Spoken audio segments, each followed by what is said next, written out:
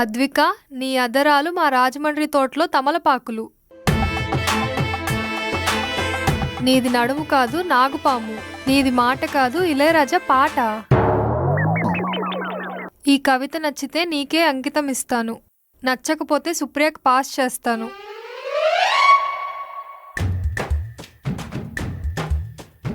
ఈ లెటర్ మాత్రం సుప్రియకి ఇవ్వద్దు, అసలే దానికి మనమంటే జలస్. మళ్ళీ జేసీ కంప్లైంట్ చేస్తుంది.